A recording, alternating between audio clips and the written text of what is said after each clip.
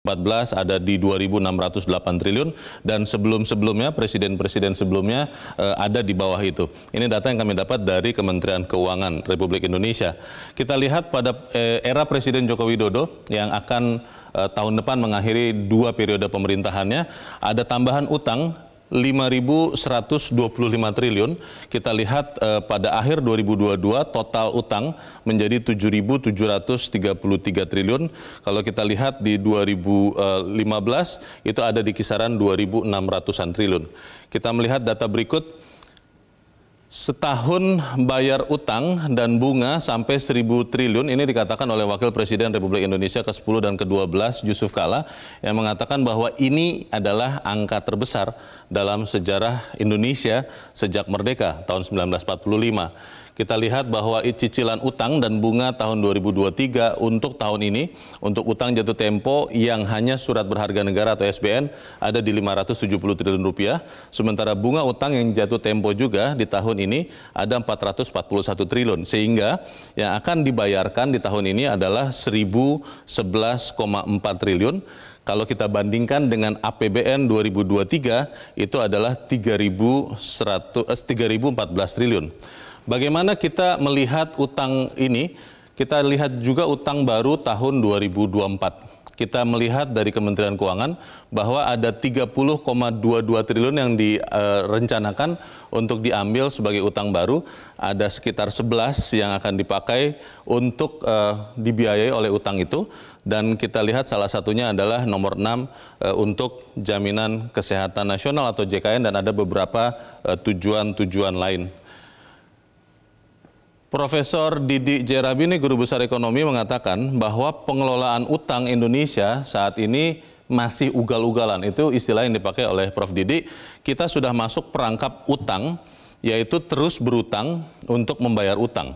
Mungkin secara sederhana kita bisa katakan inilah gali lubang, tutup lubang. Kita lihat juga pernyataan dari mantan Menko Perekonomian dan mantan Menko Maritim Rizal Ramli yang mengatakan ini yang harus Indonesia hati-hati. Ada teknik yang disebut lending to own. Jadi ada negara-negara yang meminjamkan uang kepada Indonesia dengan harapan kemudian bisa menguasai negara atau proyek yang dimaksud. Dikatakan oleh Pak Rizal Ramli, Anda meminjam uang dengan harapan dalam kurung Tiongkok menguasai aset. Pertanyaannya adalah apakah kemudian rakyat mendapatkan manfaat dari utang? Pemirsa, inilah Economic Challenges malam ini.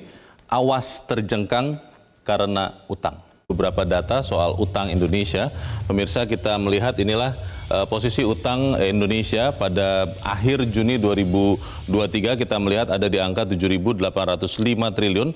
Kalau kita lihat di pemerintahan Susilo Bambang Yudhoyono yang di tahun 2000, angka utang Indonesia itu 7.000 triliun ya.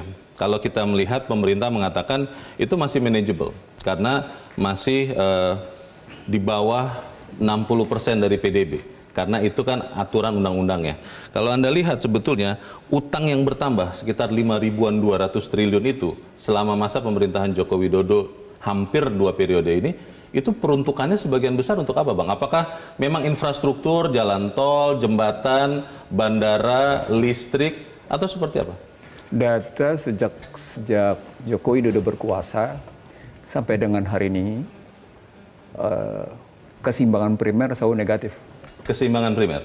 Artinya utang selalu dipakai untuk menutup utang.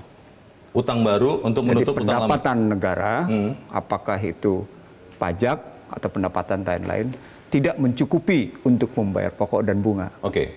Karena itu dibutuhkan tambahan utang. Negatifnya itu juga nampak dari ketidakmampuan meningkatkan tax ratio.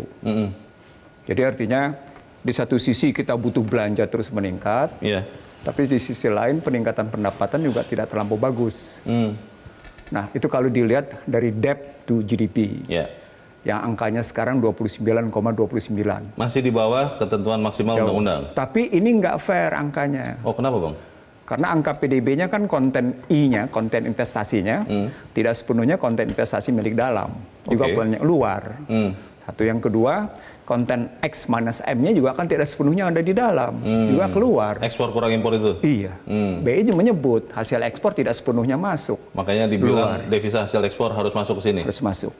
Nah, itu menggambarkan bahwa angka PDB, jadi kalau kita bilang debt to PDB 29,29 sampai dengan 30,13%, itu bukan angka pasti, tapi angka semu.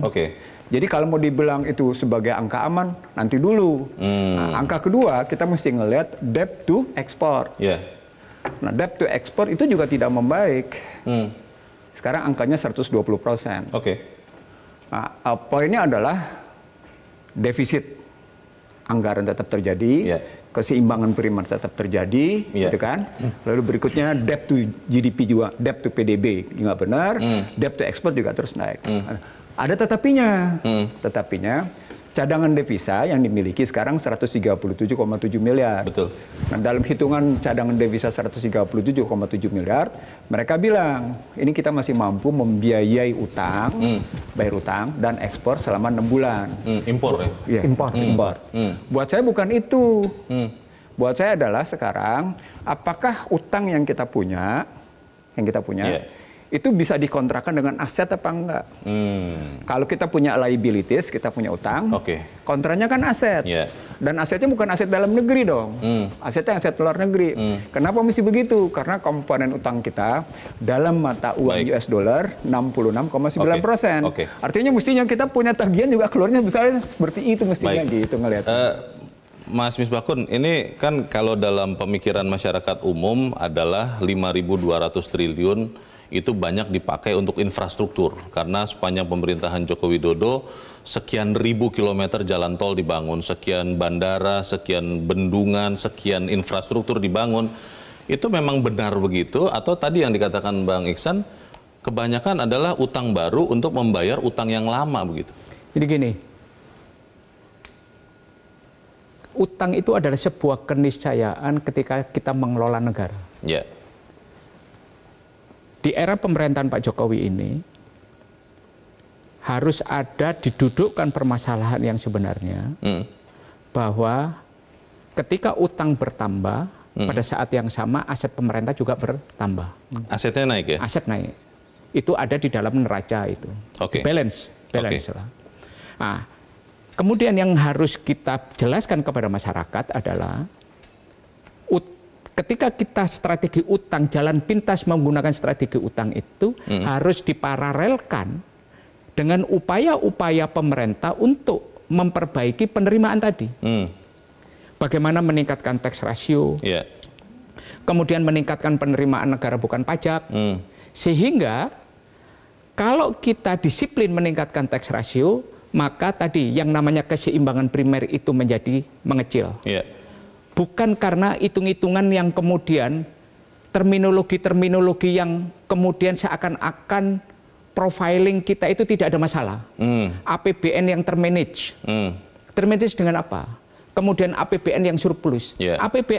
Terminologi APBN surplus ini kan adalah postur. Postur karena apa? Diatur dengan manajemen. Kalau belanjanya ditahan, penerimaannya masuk, terus belum dibelanjakan, ya pasti surplus dong. Ya pasti surplus. Makanya banyak sisa di akhir tahun. Istilah yang seperti inilah yang harus diluruskan. Nah, kemudian yang harus kemudian diingatkan adalah kita harus mau tangan kita kotor, para desainer ekonomi makro kita di APBN itu harus mau tangannya kotor dengan kerja-kerja yang substansial. Memperbaiki tax ratio itu.